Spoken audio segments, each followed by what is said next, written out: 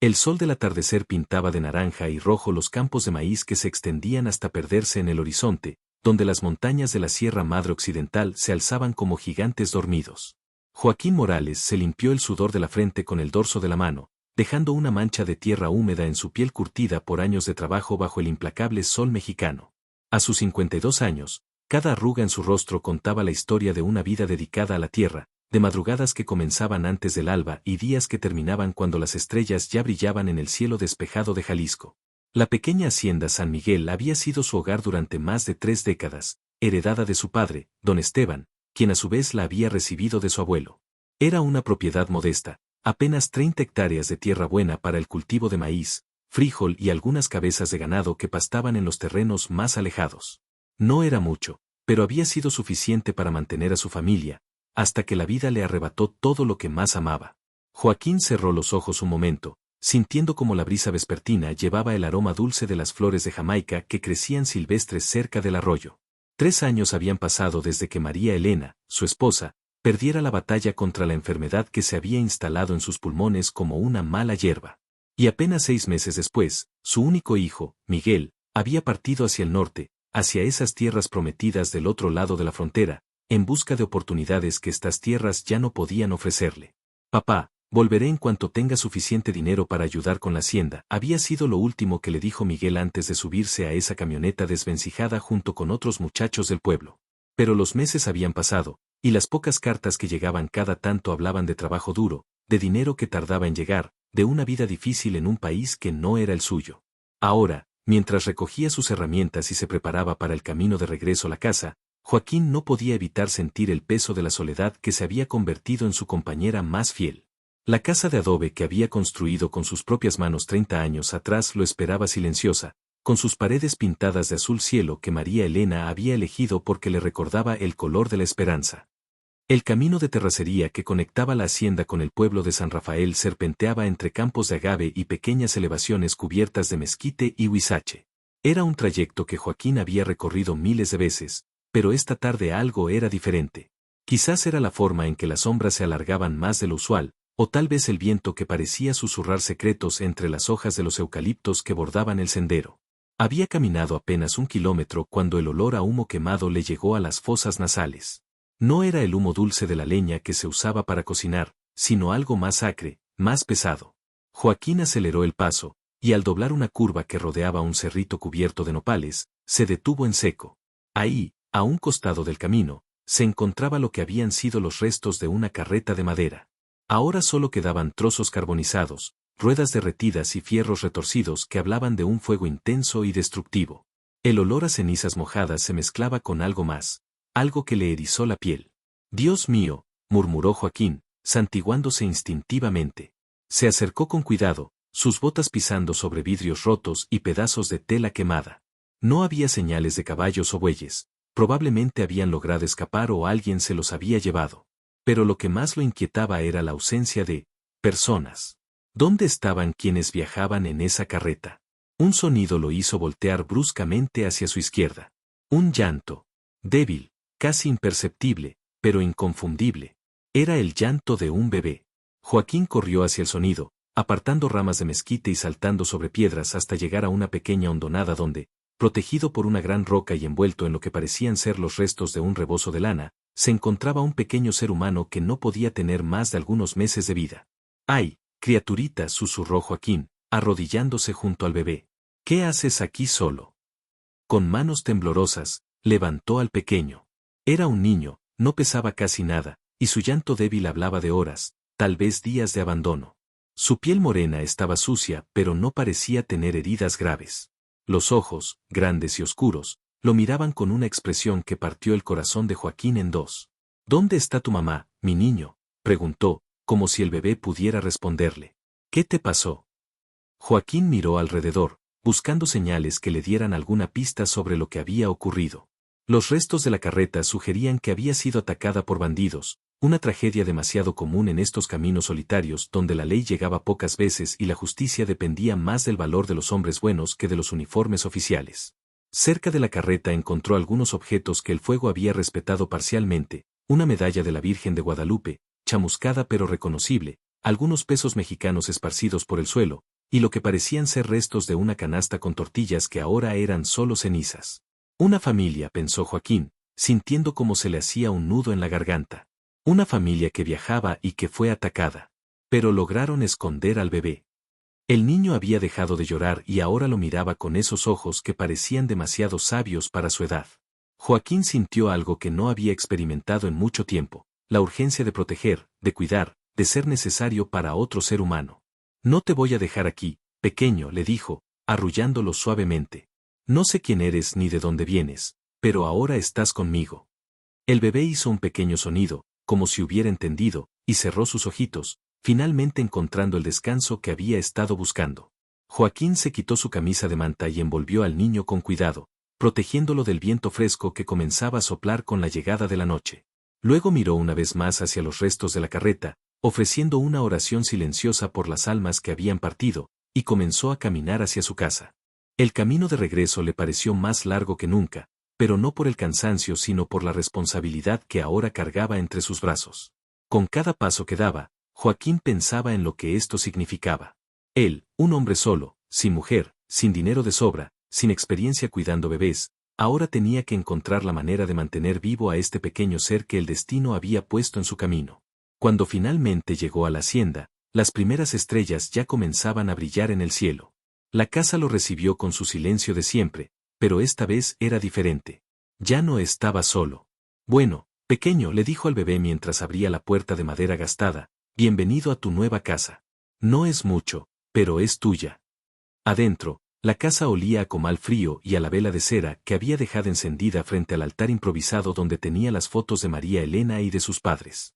El bebé se había quedado dormido en sus brazos, respirando con esa tranquilidad que solo tienen los niños cuando se sienten seguros. Joaquín lo acostó cuidadosamente en su propia cama, rodeándolo de almohadas para que no se fuera a caer, y se quedó ahí parado, mirándolo dormir. ¿Qué sabía él de cuidar bebés? María Elena había perdido 2 embarazos antes de que Miguel naciera, y después no habían podido tener más hijos. Los pocos conocimientos que tenía de bebés venían de ayudar ocasionalmente a sus vecinos, pero esto era completamente diferente. Mañana temprano iré al pueblo, se dijo. Doña Carmen sabrá qué hacer. Ella crió 7 hijos y debe tener algo que sirva para alimentar a este angelito. Pero mientras hacía planes, una parte de él ya sabía que este encuentro cambiaría su vida para siempre.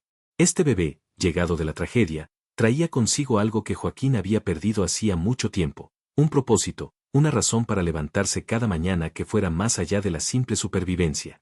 Afuera, el viento nocturno susurraba entre las hojas del mezquite, como si la naturaleza misma supiera que algo importante acababa de suceder en esa pequeña hacienda perdida entre los campos de Jalisco. Y en algún lugar, en pueblos distantes y caminos polvorientos, la noticia de lo que había pasado ya comenzaba a extenderse, llevada por viajeros que habían visto a un hombre caminando por el sendero con un bebé en brazos, como si fuera lo más natural del mundo.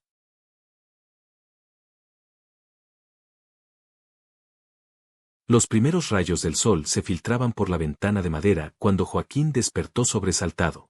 Por un momento no recordó por qué se había quedado dormido en la silla junto a la cama, hasta que un pequeño gemido le recordó la nueva realidad de su vida. El bebé se movía inquieto, y sus manitas buscaban algo que Joaquín no podía darle. Ya sé, pequeño, tienes hambre, murmuró, levantándose con el cuerpo entumecido por haber dormido en esa posición incómoda. Vamos a ver qué podemos hacer. Se lavó la cara con el agua fría del cántaro de barro y se peinó como pudo. No tenía leche, no tenía biberones, no tenía nada de lo que un bebé necesitaba. Lo único que se le ocurrió fue diluir un poco de leche de cabra con agua tibia y tratar de dársela con una cucharita, pero el niño solo logró tomar unas gotas antes de empezar a llorar de nuevo. Está bien, le decía Joaquín, arrullándolo mientras se ponía los huaraches y se echaba el zarape sobre los hombros. Vamos al pueblo. Doña Carmen nos va a ayudar. El camino hacia San Rafael nunca le había parecido tan largo. El bebé lloraba intermitentemente, y Joaquín se detenía cada pocos pasos para tratar de consolarlo, sintiendo una desesperación que no había experimentado desde los últimos días de María Elena en el hospital de Guadalajara. San Rafael era un pueblo pequeño, de esos donde todos conocen a todos y donde las noticias viajan más rápido que el viento. La plaza principal estaba rodeada de casas de adobe pintadas de colores alegres, amarillo, rosa mexicano, azul turquesa, y en el centro se alzaba una iglesia colonial dedicada a San Rafael Arcángel, cuyas campanas habían marcado el tiempo de las vidas de los habitantes por más de 200 años. Joaquín se dirigió directamente a la casa de doña Carmen Vázquez, una mujer de 65 años que había sido partera durante la mayor parte de su vida adulta y que conocía de bebés más que cualquier doctor de la ciudad. Su casa, pintada de un verde menta deslavado, tenía un pequeño jardín al frente donde crecían hierbas medicinales y flores de cempasúchil. «Joaquín», exclamó doña Carmen al verlo llegar con el bebé en brazos, su rostro arrugado mostrando inmediatamente preocupación. «¿Qué tienes ahí, muchacho?» «Doña Carmen, necesito su ayuda», dijo Joaquín, y en pocas palabras le contó lo que había pasado la tarde anterior. Mientras hablaba, más vecinos comenzaron a acercarse, atraídos por la curiosidad y por el llanto intermitente del bebé. Doña Carmen tomó al niño con la experiencia de quien ha cargado cientos de bebés en su vida. Lo examinó con cuidado, revisando sus ojos, su piel, sus reflejos. «Es un niño sano», dictaminó finalmente. «Tiene tal vez 3 meses, está deshidratado y con hambre, pero no tiene heridas graves. Es un milagro que haya sobrevivido». «¿Qué hago, doña Carmen? Yo no sé nada de bebés». «Pues vas a aprender, muchacho», respondió ella con esa firmeza maternal que la caracterizaba. «Pero primero necesitamos alimentar a esta criaturita». Para entonces ya se había juntado una pequeña multitud en la casa de doña Carmen. Estaban don Aurelio, el tendero, Esperanza, la maestra de la escuela, el padre Miguel, el párroco del pueblo, y varias mujeres del mercado que habían venido a ver qué era todo ese alboroto. «Yo tengo una cabra que da muy buena leche», ofreció Esperanza. «Puedo llevarte un poco cada día». «Y yo tengo ropita que le quedaba chica a mi nieto», añadió doña Soledad, una señora entrada en años cuyo corazón era tan grande como su casa. El padre Miguel se acercó para ver al bebé. Era un hombre joven, de tal vez 30 años, que había llegado al pueblo apenas 2 años antes lleno de ideas sobre justicia social y ayuda a los necesitados. «¿Has pensado en llevarlo con las autoridades en Guadalajara?», preguntó. «Debe haber familias que quieran adoptarlo». Joaquín sintió algo extraño en el pecho, como si una mano invisible le apretara el corazón. «No, todavía no, padre. Primero quiero asegurarme de que esté bien de salud». Pero la verdad era que la idea de separarse del bebé ya le resultaba dolorosa. En solo unas horas, este pequeño ser había llenado un vacío en su vida que ni siquiera sabía que existía. Doña Carmen organizó a las mujeres como un general organiza a sus tropas. En menos de una hora tenían leche tibia y apropiada, pañales de tela limpia, ropita adecuada y hasta una cuna improvisada hecha con una canasta de mimbre forrada con mantas suaves. «¿Cómo le vas a poner?», preguntó Esperanza mientras veían al bebé tomar leche con avidez de un biberón que doña Carmen había improvisado. Joaquín no había pensado en eso. «No sé, tal vez debería esperar a encontrar a su familia». «Joaquín», intervino el padre Miguel, «han pasado varios días desde el ataque a esa carreta. Si hubiera sobrevivientes, ya habrían regresado por el niño. Me temo que este pequeño se ha quedado solo en el mundo». La realidad de esas palabras golpeó a Joaquín como un puñetazo en el estómago. El bebé era huérfano, igual que él se había sentido después de perder a su familia. La diferencia era que él había tenido 50 años para construir una vida, este niño apenas comenzaba. «Miguel», dijo finalmente, su voz apenas un susurro. «Le voy a poner Miguel, como mi hijo». Las mujeres intercambiaron miradas significativas. Todas sabían lo que eso significaba. Joaquín no iba a entregar al bebé. Lo iba a criar como propio. «Es una decisión muy grande, Joaquín», le advirtió doña Carmen. «Criar un bebé solo no es fácil. Necesitas dinero, paciencia, mucho amor». «Amor es lo que más tengo, doña Carmen. Y del resto, pues aprenderé». Las noticias en los pueblos pequeños viajan por caminos misteriosos. Para cuando Joaquín regresó a su hacienda con el pequeño Miguel y provisiones suficientes para varios días, la historia ya había comenzado a extenderse más allá de San Rafael. Don Aurelio se lo contó a su compadre Evaristo cuando éste vino a comprar provisiones para su rancho. Evaristo se lo comentó a su hermana que vivía en Tepatitlán. La hermana se lo platicó a su comadre, que tenía familia en Arandas. Y así, como ondas en un estanque, la historia se fue expandiendo. Un hombre solo había encontrado un bebé abandonado y había decidido criarlo como hijo propio. Pero las historias cambian al viajar. En algunos pueblos contaban que Joaquín había salvado al bebé de un incendio.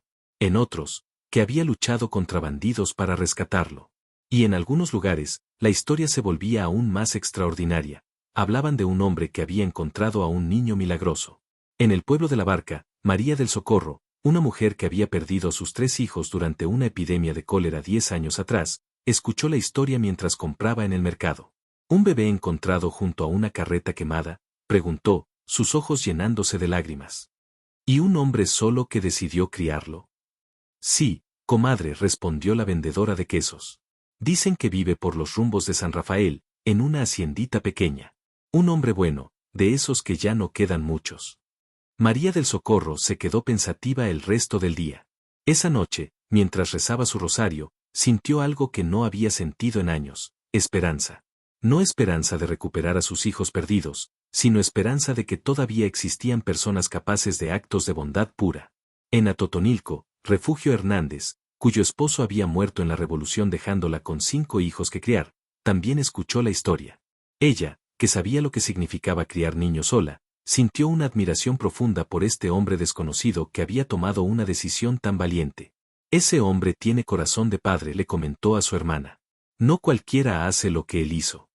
Y así, de pueblo en pueblo, de mercado en mercado, de iglesia en iglesia, la historia de Joaquín y el bebé Miguel comenzó a crear algo que nadie había anticipado: una red invisible de mujeres que se sentían conectadas por experiencias similares de pérdida, de lucha, de maternidad interrumpida o complicada.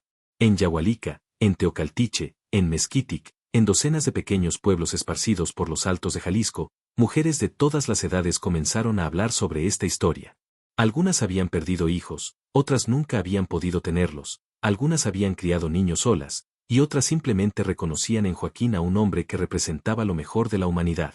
Mientras tanto, en la hacienda San Miguel, Joaquín pasaba su primera noche completa con el bebé. Había improvisado una cuna al lado de su cama, y cada vez que Miguel lloraba, él se levantaba para atenderlo, cambiarlo, darle de comer o simplemente arrullarlo hasta que se volviera a dormir. No llores, mijito, le susurraba en la oscuridad. Ya no estás solo. Aquí estoy yo, y aunque no sé mucho de ser papá de un bebé, vamos a aprender juntos, ¿verdad? A las 3 de la mañana, cuando Miguel finalmente se durmió profundamente, Joaquín se quedó despierto mirando por la ventana hacia las estrellas. Por primera vez en 3 años, no se sentía completamente solo. Tenía una responsabilidad, un propósito, alguien que lo necesitaba. María Elena, susurró hacia las estrellas, no sé si esto está bien o está mal, pero siento que tú me enviaste a este niño. Ayúdame a ser el padre que él necesita. El viento nocturno movió las cortinas de manta, como si alguien hubiera escuchado su oración. Y en algún lugar, en los caminos polvorientos que conectaban los pueblos de Jalisco, la historia de Joaquín Morales y el bebé Miguel continuaba extendiéndose, tocando corazones y despertando algo que muchas mujeres habían pensado que estaba perdido para siempre: la fe en la bondad humana. Una semana había pasado desde que Joaquín encontrara al pequeño Miguel, y la rutina de la hacienda había cambiado completamente. Los días ahora comenzaban no con el canto del gallo, sino con el llanto matutino del bebé que pedía su primera alimentación. Joaquín había aprendido a distinguir los diferentes tipos de llanto: hambre, sueño, pañal sucio, o simplemente la necesidad de ser cargado y consolado. Buenos días, mi pequeño rey, le decía cada mañana mientras lo cambiaba en la mesa de la cocina que había adaptado como cambiador. ¿Cómo amaneciste hoy? Miguel había comenzado a responder a su voz con sonrisitas y gorjeos que derretían el corazón curtido de Joaquín. El bebé había ganado peso, su piel había recuperado un color saludable, y sus ojos grandes y brillantes seguían cada movimiento de su protector con una confianza que hablaba de un vínculo que se fortalecía día a día. Pero mantener al bebé requería más recursos de los que Joaquín tenía. La leche de cabra, los pañales, la ropita, las visitas al médico en San Rafael, todo costaba dinero que él no podía permitirse sin sacrificar algo más. Había vendido 2 de sus mejores cabras para cubrir los gastos inmediatos, pero sabía que no era una solución a largo plazo. Voy a tener que buscar trabajo extra, se dijo mientras revisaba sus escasos ahorros guardados en una lata de galletas escondida debajo del altar familiar. Tal vez don Ramiro me dé trabajo en su rancho los fines de semana. Esa mañana, mientras daba de comer a Miguel sentado en el portal de la casa, vio una polvareda a lo lejos en el camino principal.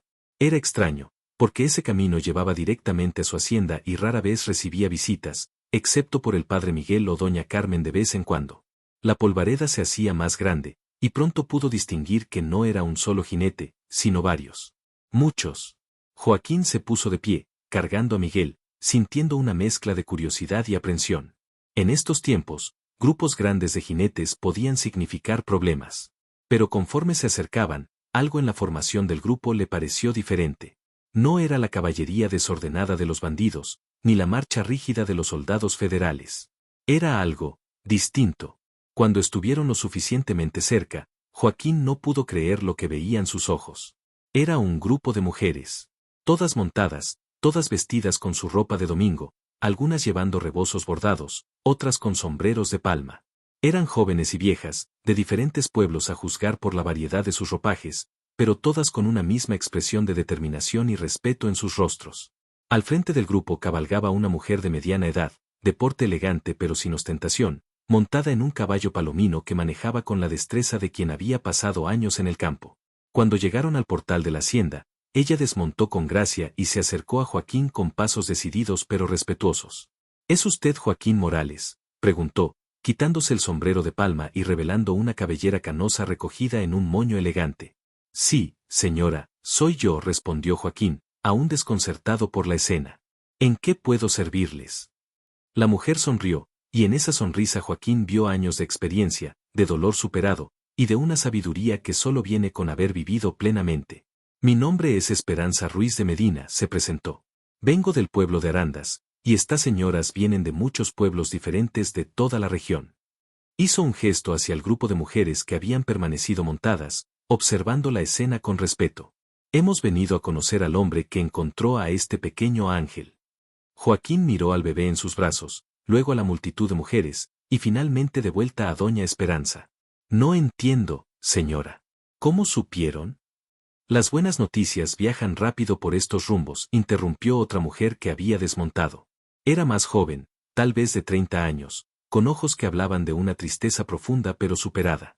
Yo soy Carmen Flores, de Tepatitlán. Perdí a mi único hijo hace 2 años en un accidente, y cuando escuché lo que usted hizo. Se le quebró la voz, pero continuó. Cuando escuché que un hombre había encontrado un bebé abandonado y decidió criarlo como propio, supe que tenía que venir a conocerlo.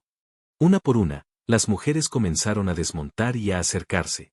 Cada una se presentaba, contaba brevemente su historia, pérdidas, luchas, esperanzas, y expresaba su admiración por lo que Joaquín había hecho. Yo soy Refugio Hernández, de Atotonilco. Crié 5 hijos sola después de que mataron a mi esposo. Soy María del Socorro, de La Barca. Perdí mis 3 hijos por la enfermedad, y nunca pude tener más. Rosa María Gutiérrez, de Yagualica. Mi hija nació muerta hace 5 años, y desde entonces no he podido quedar embarazada. Soledad Ramírez, de Mezquitic. Mi esposo me abandonó cuando supo que no podía darle hijos. Historia tras historia, dolor tras dolor, pero también fortaleza tras fortaleza. Joaquín escuchaba asombrado, entendiendo gradualmente que estas mujeres no habían venido como curiosas, sino como peregrinas que habían encontrado en él algo que necesitaban ver, la prueba de que todavía existía bondad pura en el mundo. Señoras, dijo finalmente, su voz emocionada, yo no hice nada especial. Solo encontré a un niño que necesitaba ayuda. Exactamente, interrumpió doña Esperanza. Eso es lo que lo hace tan especial. No lo pensó 2 veces, no calculó si le convenía, no se preocupó por lo que dirían. Solo vio a un niño que necesitaba un padre, y decidió serlo. Miguel, como si entendiera que era el centro de atención, comenzó a hacer esos soniditos adorables que hacían derretir a cualquiera. Varias de las mujeres se acercaron para verlo mejor, y sus rostros se iluminaron con esa expresión universal que provocan los bebés. ¿Puedo cargarlo?, preguntó Carmen Flores tímidamente. Joaquín dudó un momento, había sido muy protector con Miguel, pero algo en la expresión de la mujer le dijo que podía confiar. Con cuidado, le entregó al bebé. Carmen recibió a Miguel con la reverencia de quien maneja algo sagrado. Lo acunó suavemente, le habló en susurros, y por un momento su rostro se transformó.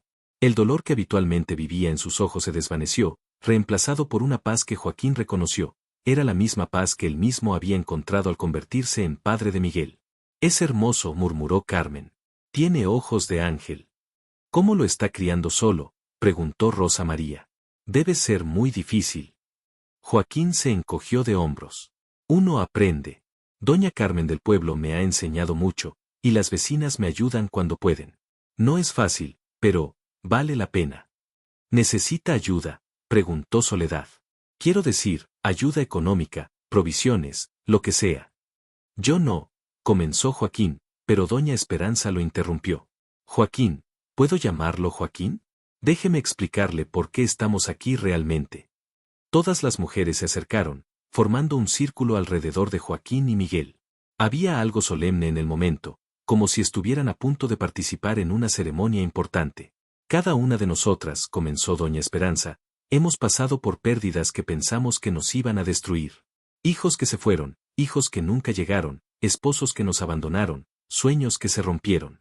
Pero cuando escuchamos su historia, algo despertó en nuestros corazones. Hizo una pausa, mirando a las demás mujeres, que asintieron en silencio. Usted nos ha devuelto la fe en que todavía hay hombres buenos en este mundo. Hombres que pueden ser padres verdaderos, no solo por la sangre, sino por el amor. Y queremos honrar eso.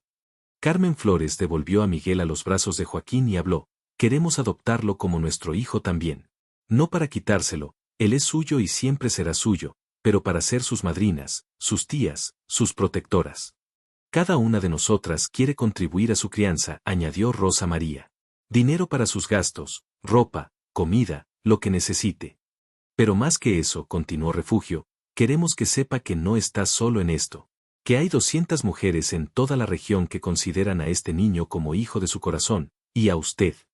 Se detuvo, emocionada, y fue doña Esperanza quien terminó la frase. A usted lo consideramos nuestro compadre. Más que eso. Por lo que ha hecho, por el ejemplo que nos ha dado, usted se ha ganado el derecho de ser llamado por el título más sagrado que conocemos. Todas las mujeres se acercaron más, y en un gesto espontáneo y coordinado, cada una puso una mano sobre Miguel o sobre Joaquín. Padre, dijo doña Esperanza solemnemente. No solo padre de Miguel, sino padre de todos los que hemos perdido la esperanza y la hemos recuperado gracias a su ejemplo.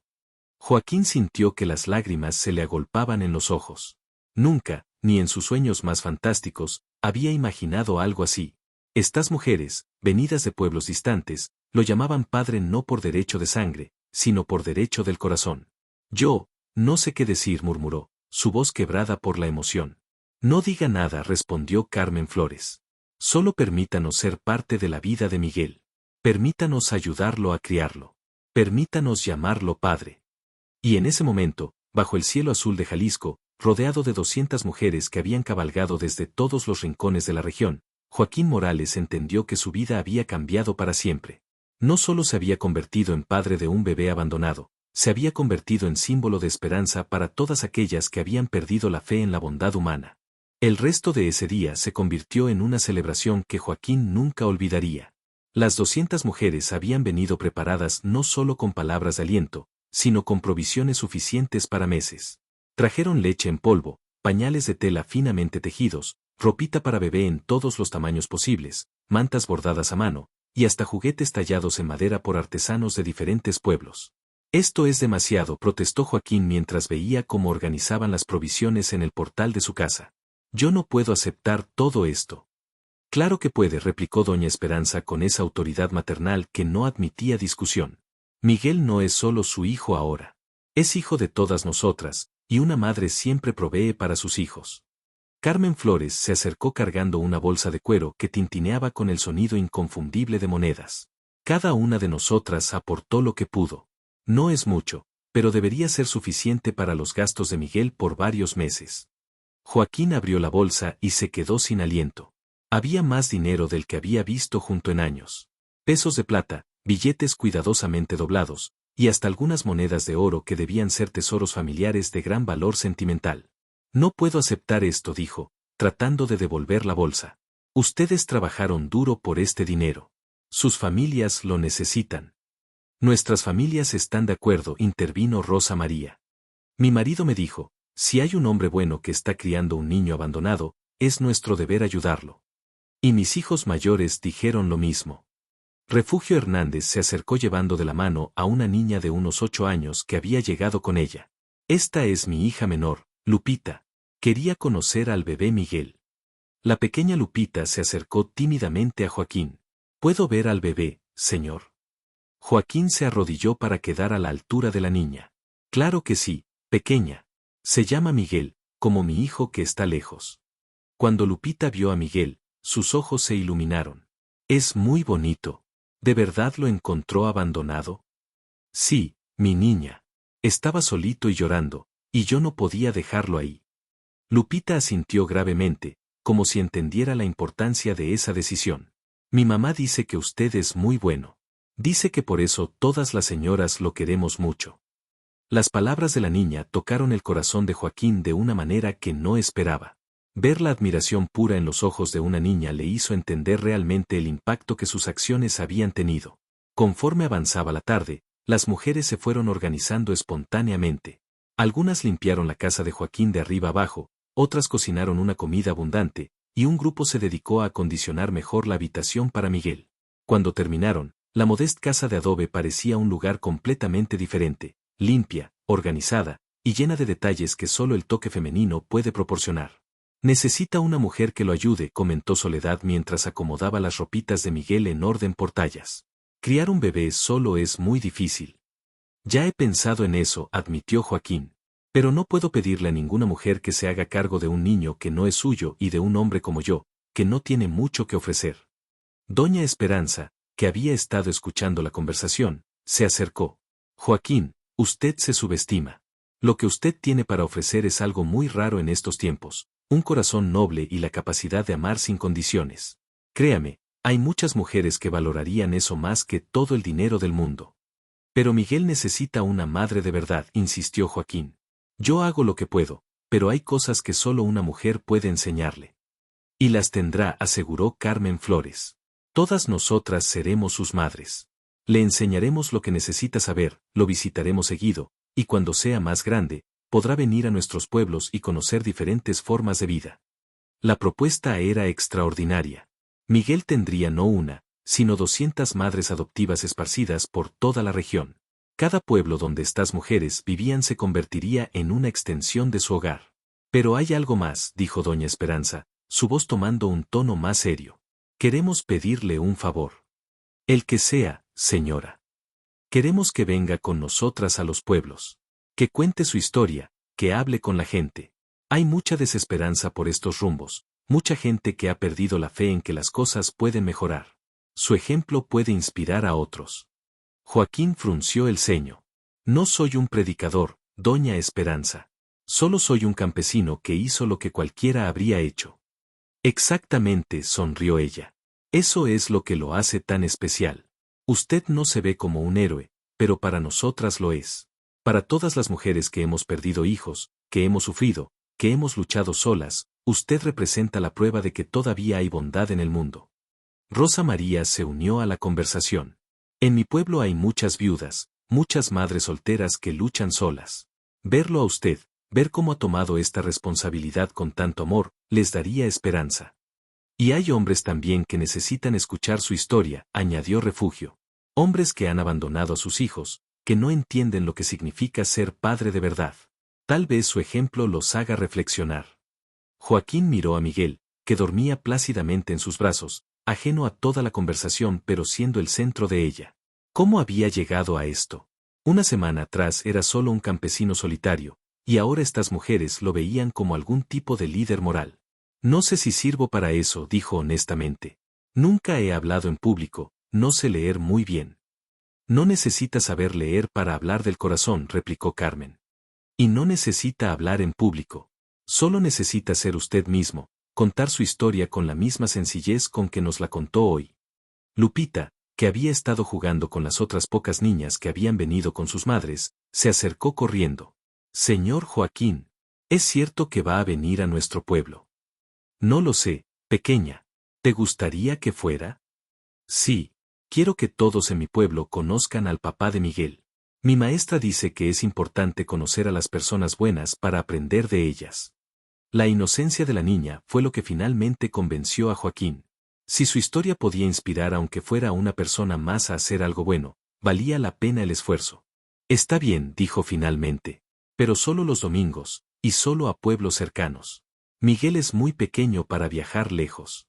Las mujeres estallaron en celebración. Comenzaron inmediatamente a planear un itinerario. El primer domingo irían a Arandas, donde vivía doña Esperanza. El segundo a Tepatitlán, con Carmen. El tercero a La Barca, con María del Socorro. Pero hay una condición, añadió Joaquín. No voy como predicador ni como héroe. Voy como un hombre común que quiere compartir lo que ha aprendido sobre ser padre. Perfecto, acordó doña Esperanza. Eso es exactamente lo que necesitamos. Cuando el sol comenzó a ponerse, pintando el cielo de los mismos colores naranja y rojo que Joaquín había visto la noche que encontró a Miguel, las mujeres empezaron a prepararse para partir. Pero antes de irse, insistieron en hacer una ceremonia improvisada. Se formaron en un gran círculo alrededor de Joaquín y Miguel. Doña Esperanza tomó la palabra. Joaquín Morales, en nombre de todas las mujeres aquí presentes, y en nombre de las que no pudieron venir pero que están con nosotras en espíritu, queremos declarar oficialmente que usted es nuestro compadre, nuestro hermano, y el padre no solo de Miguel, sino de todos los hijos que hemos perdido y de todas las esperanzas que hemos recuperado gracias a su ejemplo. Una por una, las mujeres se acercaron para abrazar a Joaquín y besar la frente de Miguel. Algunas lloraban, otras sonreían, pero todas tenían esa expresión de paz que viene cuando se encuentra algo que se había perdido. Padre, le dijo cada una al despedirse. Hasta pronto, padre. Cuando finalmente se fueron, dejando una nube de polvo dorado en el atardecer, Joaquín se quedó parado en el portal de su casa con Miguel en brazos, rodeado de todas las provisiones que habían traído, pero más que nada, lleno de una sensación que no había experimentado nunca. Por primera vez en su vida, se sentía verdaderamente importante. No por lo que tenía, sino por lo que había hecho. No por su fuerza o su inteligencia, sino por su capacidad de amar. ¿Oíste eso, Miguel?, le susurró al bebé. Te dicen, padre. A mí, un viejo campesino que nunca pensó que volvería a ser padre.